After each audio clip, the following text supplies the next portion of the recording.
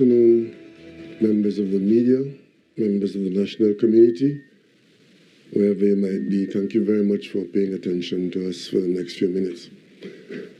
It was not my intention today to have a press conference, but I have come here because of the very serious implications embodied or generated from an article in the newspaper today. Today's Newsday, where the headline to the region and to the world is that government signs agreement as White House ups pressure on Maduro, and that United States can put troops in Trinidad and Tobago.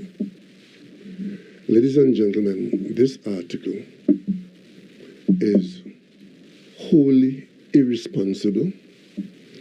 It is either based on incompetence, malice, and or both, but I cannot for the life of me understand who in Trinidad and Tobago would see it fit to publish a headline, bold banner headline like that, against the background of a picture of myself, Admiral Halsey, Minister Hines, and the U.S. Ambassador. I don't want to call this mischief. I simply want to call it dangerous incompetence. To tell the world that we have entered into an arrangement, to tell Venezuela that we have entered into an arrangement, to tell Guyana and to tell CARICOM that this picture is representative of an action that we've taken with the head of Southcom, Admiral Halsey, and it's about us creating an environment where the United States can place troops in Trinidad and Tobago to respond to instability in Venezuela. Whoever did this is not acting in the interests of the people of Trinidad and Tobago. And let me tell you why. I am so disturbed about this. You would recall, not too long ago, there was a situation where the United States government led arguments, OAS and the European Union, about regime change in Venezuela.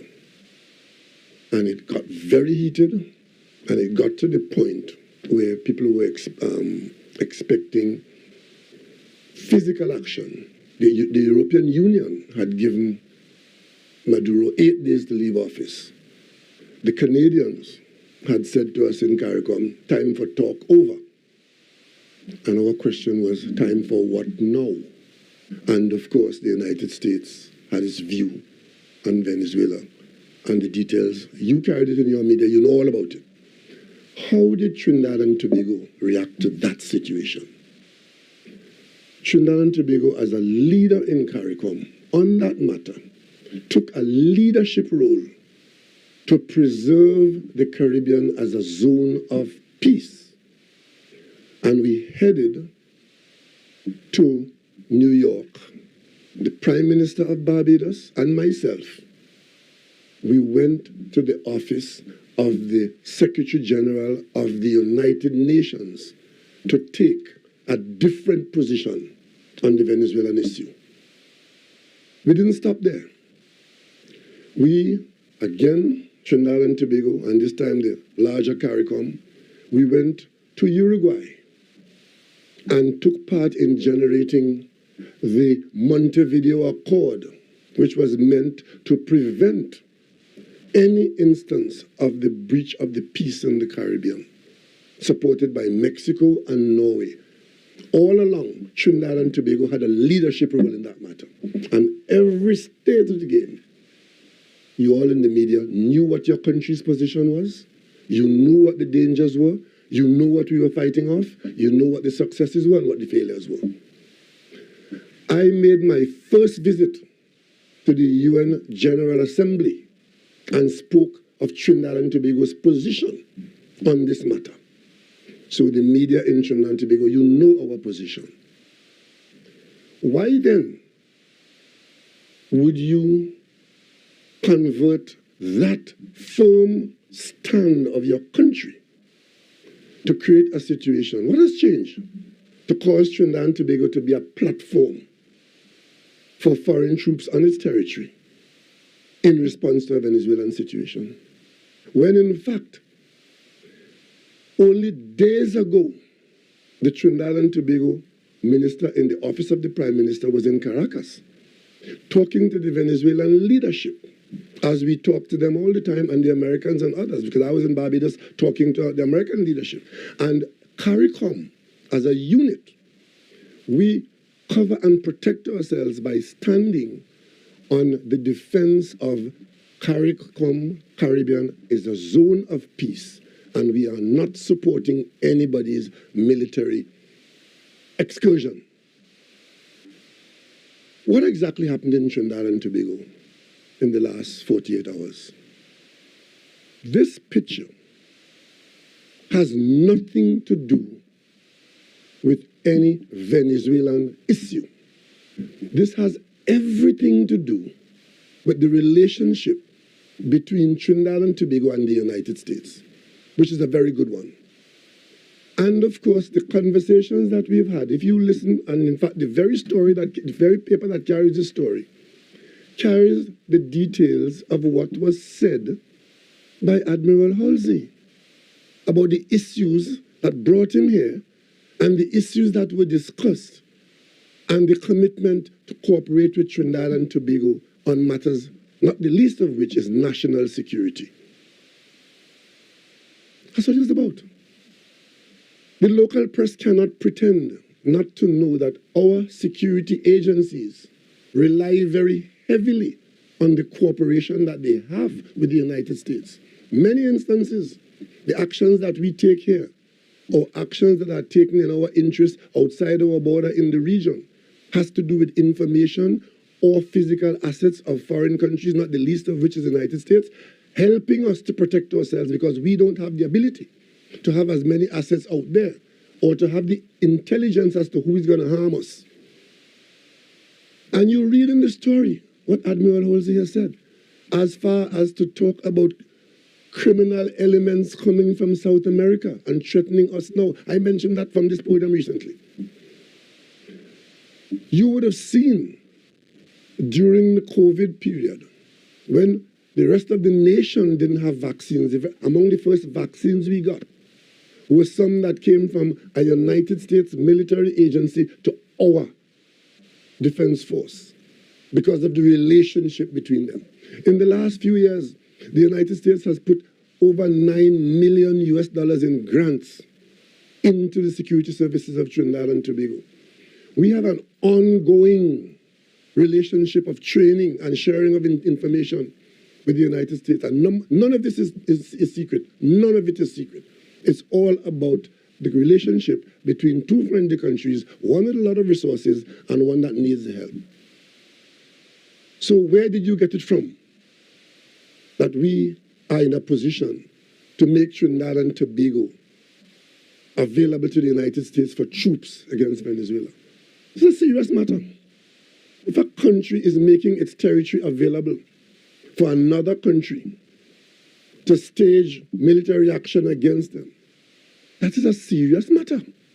And if I don't come here today and as Prime Minister denounce this irresponsibility, if you were in Venezuela, what would you think? What would you think? And if you are in Venezuela where Trinidad and Tobago are negotiating with you on all kinds of important matters, but making its territory available for American incursions in the event that it is determined that Venezuela has instability, what would you think? I know that there are people in this country, surprisingly to some of you, who would like our initiatives to bear no fruit and to come to naught, but this is going too far. This is going too far. We have 3 major national newspapers in this country. Admiral Halsey's visit was well known and well covered by our media and the American media. How come the other 2 newspapers didn't have this in their story? How come the other two papers didn't have this if that was the outcome and that was the position? Why this newspaper? Where you find this from? Where did this come from? When in fact, the discussions that we had, as you were told, as the story does say, cooperation. Many of you know or should know the two patrol aircraft that we have patrolling our airspace, marine space, are aircraft given to us by the United States, the C-26s. They have pretty much come to the end of their useful life. We are paying a huge amount of money now to maintain them because the older they get, the more expensive they are to maintain. We have been trying to replace them by seeking assistance from the United States to replace them. It appears as though now that that is not going to be forthcoming because of US government policy. We are now in the marketplace as I speak to you now. If your memory serves you right, you would have seen me go to Washington, and followed by that, you would have seen the head of the American Exim Bank in Trinidad and Tobago, and made public in Trinidad and Tobago that $500 million is available to Trinidad and Tobago to meet its needs on matters of national security and other things. Among that is to obtain replacement aircraft for those C-26s that are at the end of their useful life. That's what's going on right now. That's the kind of relationship we have. Admiral Halsey, a few days ago, became the head of Southcom. The very first country he visited, within days of becoming head of Southcom, he visited Trinidad and Tobago. Again, that is because of the closeness of our relationship at the decision-making level and our security officers and our security agencies with American agencies. You would have printed in your own newspapers the close relationship between our defense force and the state of Delaware. As a matter of fact, a member of the delegation who is here with Admiral Halsey is the senior officer from the state of Delaware, visiting Trinidad and Tobago. Many of our officers participate in training and the use of other valuable instruments, equipment, and intelligence from Delaware and elsewhere. So none of that has anything to do with any potential for the placement of United States troops in Trinidad and Tobago with a view to dealing with any issue in Venezuela. Admiral Halsey talked about assistance in natural disasters. We welcome that. We put that in place in the event that there's a national disaster and we need assistance. We have something in place. Talks about the environment, talks about human rights and human trafficking. That is what happens out there. And we rely on intelligence from other agencies, the French, the British, the Americans, the Canadians, to tell us what they know coming our way. So that is a normal day's work in Trinidad and Tobago. Why would that be transmitted on the front page of a newspaper, misrepresenting the fact that this has to do with Trinidad and Tobago making its territory available, when in fact it is the opposite? We don't countenance, one, a breach of the peace in the region, and two, we will not facilitate any such thing. And our actions speak louder than our words on this matter. When this article was published, immediately the entire CARICOM becomes concerned because it is so far from what Trinidad and Tobago represents and has represented in recent years, months, and days. Where did this come from? When this shows up in Caracas, where did this come from? When it shows up on the internet all the way around the world, this little island nation is making its territory available to the United States to threaten Venezuela? Is that what the editors think? And in the event that there's any deterioration in Venezuela, you believe that Trinidad and Tobago will be a staging post for that? It is all well and good to write foolishness that nobody reads. But when you write this that has far-reaching consequences, you are a danger to the national interests of Trinidad and Tobago. And you know better, because our position is wide open. From Eric Williams' days to now, you know what your country's position is on countries' intervention into other countries. You, under this administration, would have seen our position with the Venezuelan matter, that it's a matter of non-interference, non-intervention. And against that background, you think that we sign a document to make our territory available for United States troops in Trinidad and Tobago to deal with Venezuelan issue? You are irresponsible. And if this hurts our interests, I will hold you personally responsible for it. But this is not a joke. This is not a joke.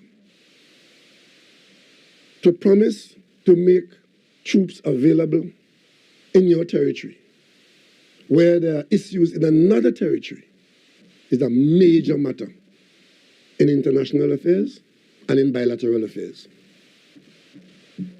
So if you don't understand it, and if the editors here don't understand the implications of what they've done, all I can say to the people of Trinidad and Tobago, you know who your real threats are.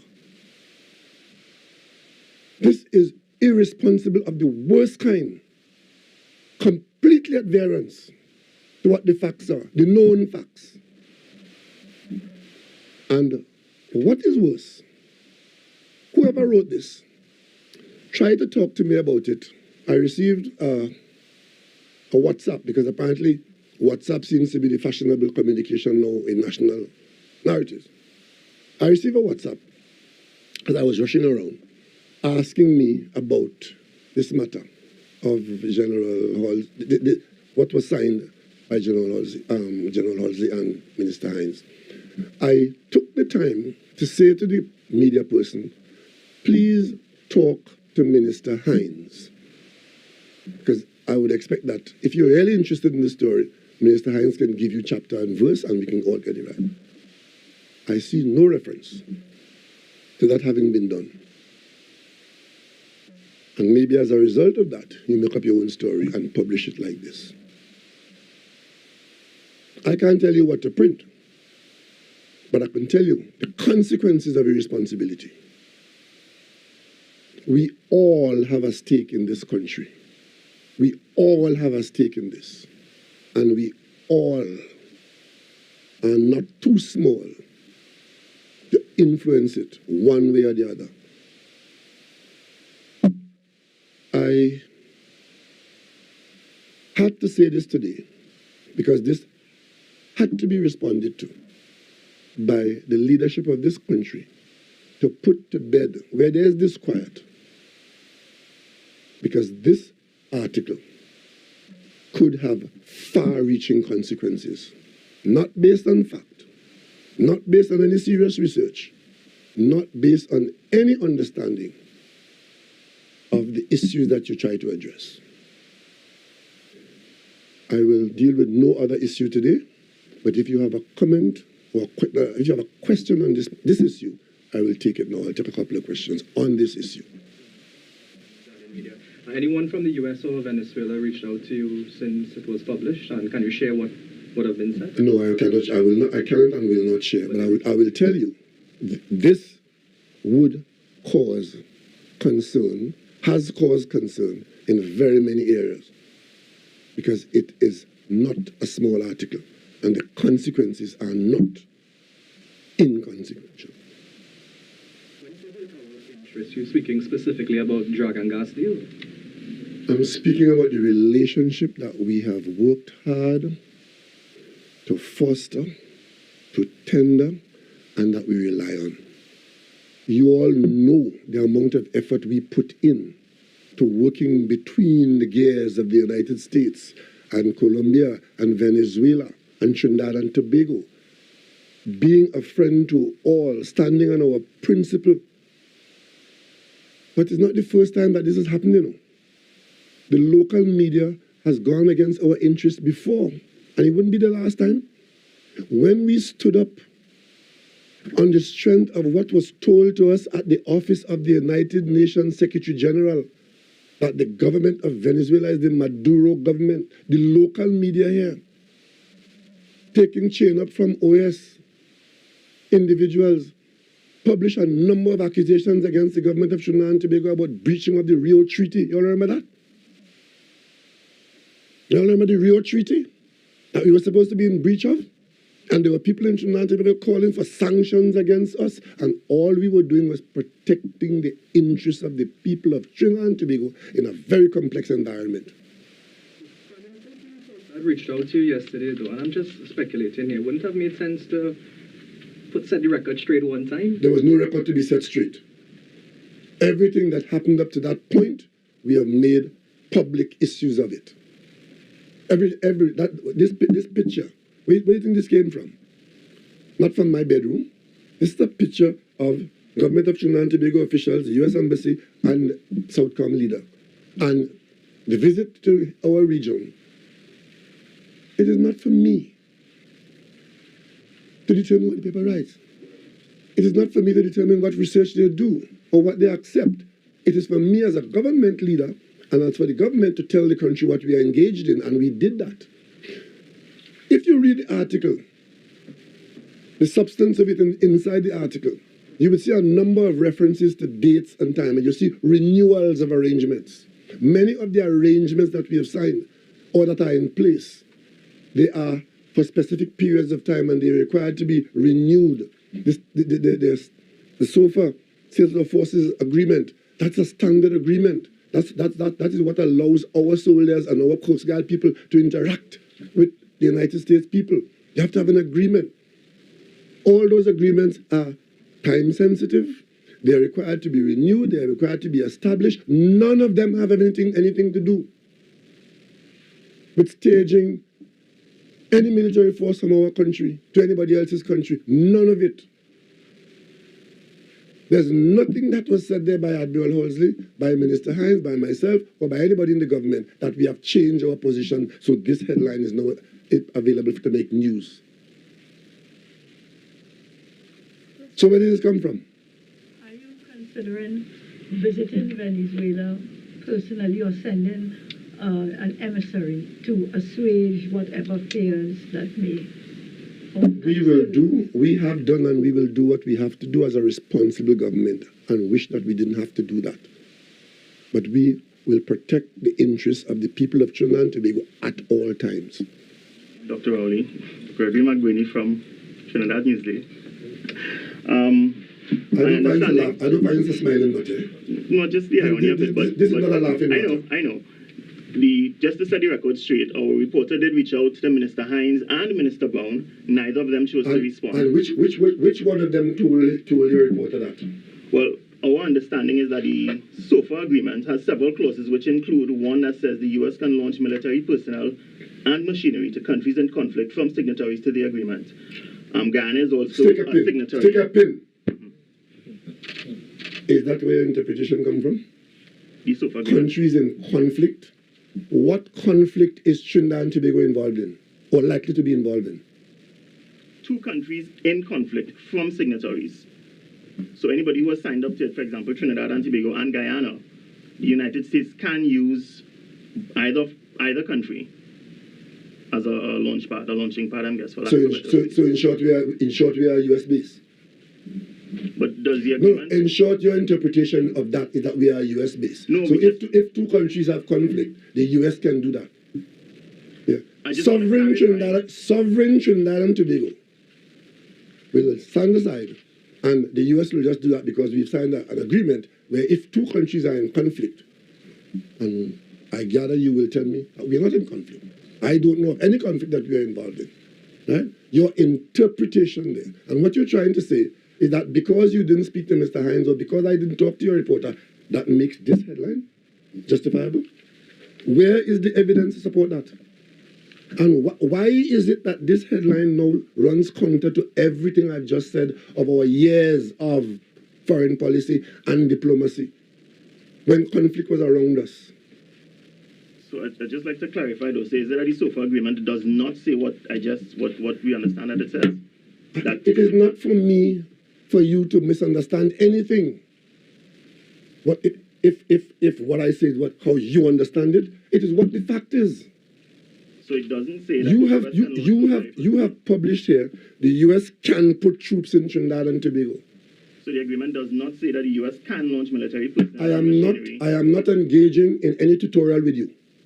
I'm simply saying Not a tutorial, just to clarify the facts. you show me the evidence that supports your headline. Government signs agreement as White House ups pressure on Maduro. US can put troops in Trinidad and Tobago. You show me the support for that. So the And agreement don't does ask not me say to anything explain about it for you because you have a responsibility to understand what you're writing. So that is not what the agreement. Just for clarification, that is not what the agreement I says. It am does not say that that can engaging be done. in any tutorial with you. If you think that is what it is, publish it again. It's not a matter of tutorial, Dr. Rowley. Just Anybody else has a clarifying. question? Mr. Prime Minister, Yes, good please. afternoon. In Urvashi from TV6, in that case, can we get a greater understanding of what that SOFA agreement entails? That is precisely why I had asked whoever contacted me to talk to the minister. It allows our security agencies to have a relationship with the United States so as to improve the quality of that's why we're involved in it, improve the quality of our security services. All those agreements.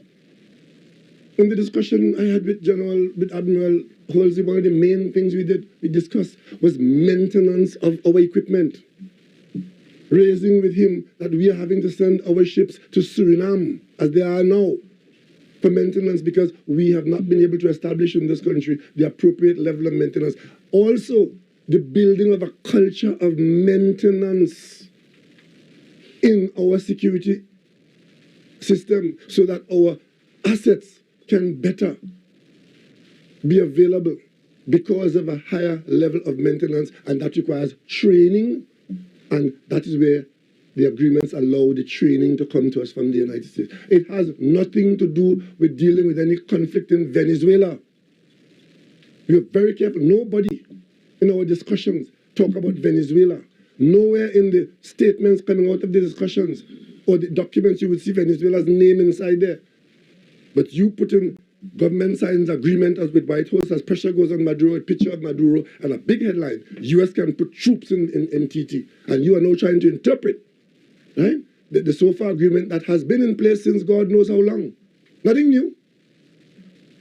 Nothing new. Because these agreements, many of them have been in place already, requiring renewal. The newer ones is for increased additional support. Only recently, you would have been there when the minister signed the establishment of vetted units, which I spoke about 9 months ago. We're putting it in place. That is to improve the quality of our own security services. Because if we don't have a certain quality, we cannot share in the intelligence that we can get from the United States. And we need that for our own security. That's what it is. So talking about zones in conflict, Trinidad and Tobago is in conflict with no one. And we've made no arrangement to facilitate a headline like this. Mr. Prime Minister, whereas you didn't want to venture into conversations which may have took place with U.S. officials or Venezuelan officials, you did say that the entire CARICOM becomes concerned. Are you... But can't you see how they become concerned? Have you We received work calls? together in CARICOM under the umbrella of the CARICOM, the Caribbean, countries washed by the Caribbean Sea, is declared a zone of peace. That is why when the difficulty arose with Venezuela and got to a heated level, in the context of our understanding that we are going to defend our principle of our area being a zone of peace, CARICOM sent Barbados and Trinidad and Tobago to the United Nations, while others were doing something else. And time bore us out. The 8 days that the EU gave Maduro to leave office, 800 days have passed. The American position on Venezuela evaporated in a particular way. Trinidad and Tobago and CARICOM, we held our position, and a zone of peace has been preserved, and that's where we're at. And to the extent that there's any conflict that Venezuela is preparing for, whether it is with Guyana or with the United States or anybody for that matter, CARICOM's position to all participants is that we are not in support of breaches of the zone of peace. Prime Minister, I mean, you berated my colleague here and telling him you're not engaging in any tutorial with him. I mean, can't you see how that could also be part of the problem? Nobody here gets up and say how we can make Trinidad and Tobago look bad today. Oh, yeah? Interest is Trinidad and Tobago. Oh, yeah? So when we reach out to you all and we want some clarification on something, you will I heard do reach not out to your accept minister. from you that it is the government's fault why you have misinterpreted years of work that you yourself have been carrying. Because you had the opportunity to see our position in the context of what you know. It may be that you took an excursion into an area that you don't know, but that is your irresponsibility, not mine. You do know enough. If you are in the media and you don't know what Trinidad and Tobago's position is on this matter, which we have shared with you ad infinitum, the fact that we are in a position signing an agreement here for further cooperation between our entities and the U.S. entities, and you take that to mean that we have signed an agreement to make Trinidad and Tobago either a colony of the United States or a floating base for the United States, and then telling me that is because I didn't tell you otherwise? To reach out to the Minister of National Security, which they did, right? Yes. He didn't respond to them. Neither did Minister. So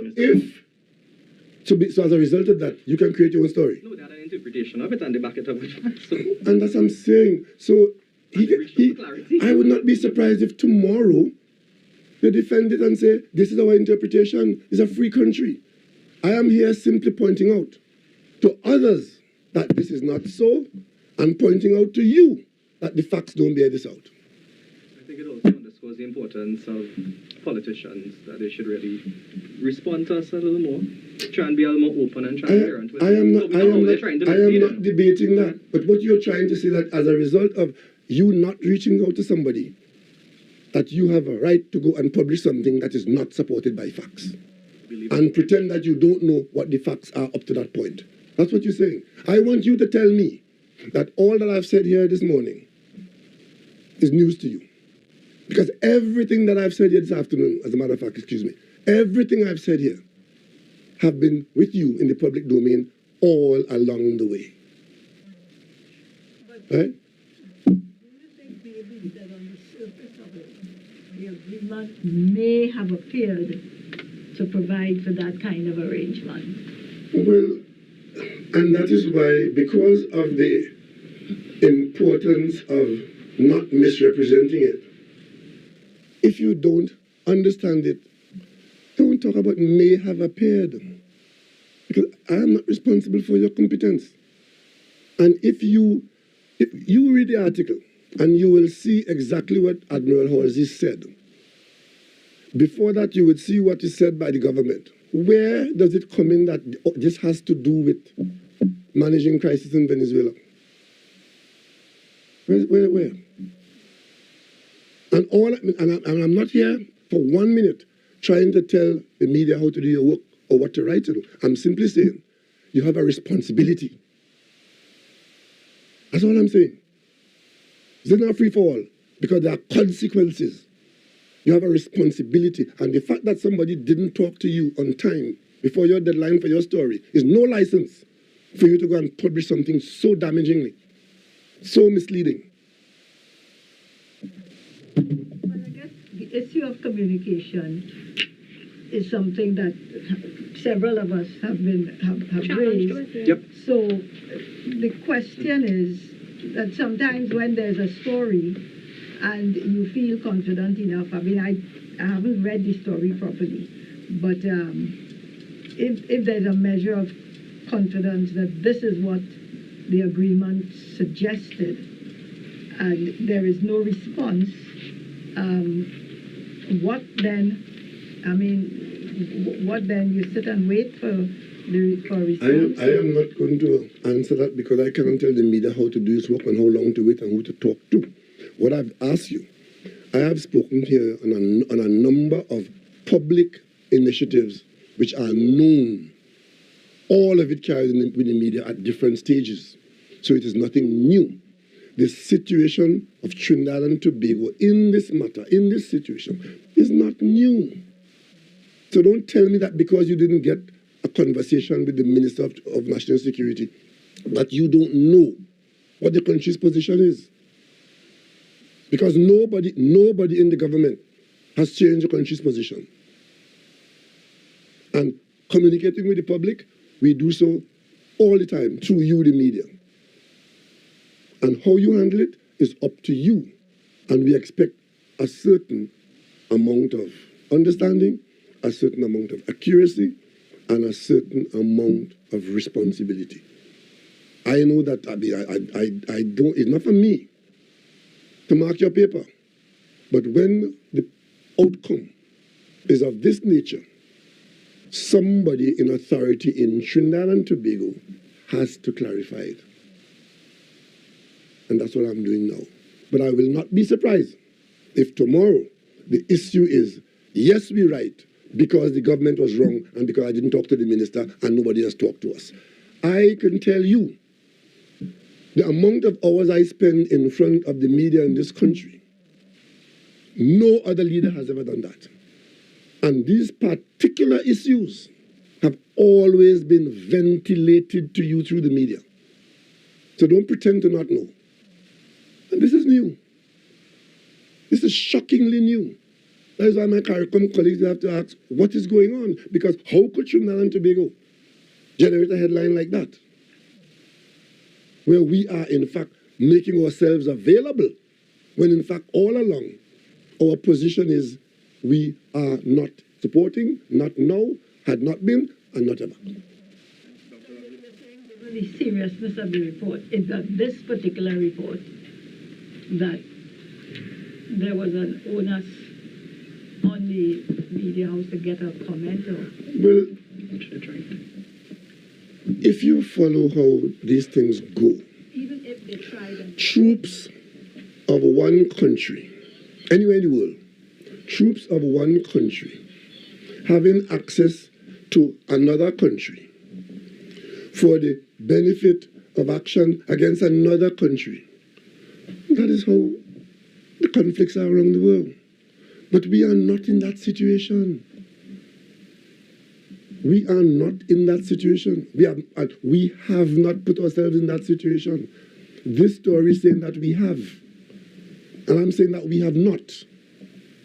All the agreements that we have with the United States, Trinidad and Tobago's sovereignty and our sovereign position is paramount. Do we have a volatile relationship with Venezuela where No, we something don't. like this will... No, we don't. We have a very good relationship with Venezuela. And we also have a very good relationship with the United States. We operate as an independent country, free to make our own foreign policy and treat with our associates as our national interests dictate. That's what it is. If we have a good relationship, one negative, to use the word headline, is not going to jeopardize any commercial arrangements that we are engaged in. In matters of this nature, sometimes you don't even have to have the matter gelling.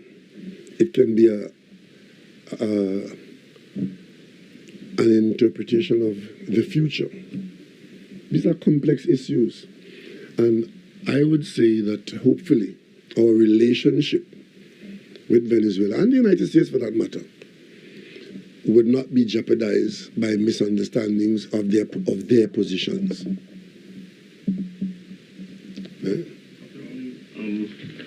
So, I mean, just as a point of clarification, the story does say that the government has the option to decline the U.S. request, right? That aside, I know you said you didn't want to give me any tutorial, but can you assure the general public then that that clause that says the U.S. can launch military personnel and machinery to countries in conflict from signatories, that clause does not exist in the agreement? I am not discussing the agreement. I am simply saying that your interpretation of the agreement that the United States can put troops in Trinidad and Tobago is not what this is about. Understood? Especially when it is couched in the language of government signs agreement as White House ups pressure on Maduro. Understand? I'm simply saying that your interpretation and your presentation is wrong. Do you have any fear that the incoming American administration may also interpret the agreement in a manner that allows for, I don't know that this administration or any other will interpret the Status of Forces Agreement in any different way.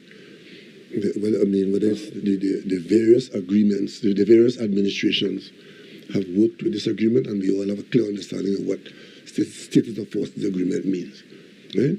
It means collaboration between two entities. It doesn't give anybody, right, a license to operate against third parties. I understand that you're visibly upset about what you're calling misinformation. Were you equally upset with your finance minister when he gave us a cost the other day for the Tobago airport overruns and then had to clarify it by quite a bit? Were you equally upset on that side as well? No, I understand exactly what the Minister of Finance was saying. I understand exactly what was happening, so I wasn't upset about it. You think you probably scored a point by saying that the Minister of Finance was caught either lying or giving misinformation. The conversation on one day and the conversation on another day, the Minister of Finance came back the second day just to make it abundantly clear as to what he was referring to. And now that you're talking about the broader picture, what the broader picture is, if you want to accept it, well, don't accept it. That doesn't change the fact. But you see why we need to clarify, and sometimes you see why we need to reach out. And I don't see any parallel there. Okay? Yes, sir. Prime Minister, since Akash got to sneak in one. No, you're not going to get to sneak in any. I am dealing with this. If the question is on this matter, I will take another question. If not, thank you very much. Given that, everything you're saying today, Mr. Prime Minister, our culture is that speculation will continue, is likely to continue, and, there's usually a litmus that we use locally unless you sue the newspaper or take legal action. Probably what they published was correct. Is there any intention, I'm not suggesting, but to take any form of legal action against the newspaper for what? No, that is not going to get us anywhere. All I want is to make sure that whatever effect was created by this, that the facts rebut and negate it. That's all I'm concerned about. This must not stand unrebutted. Thank you very much. Thank you for coming.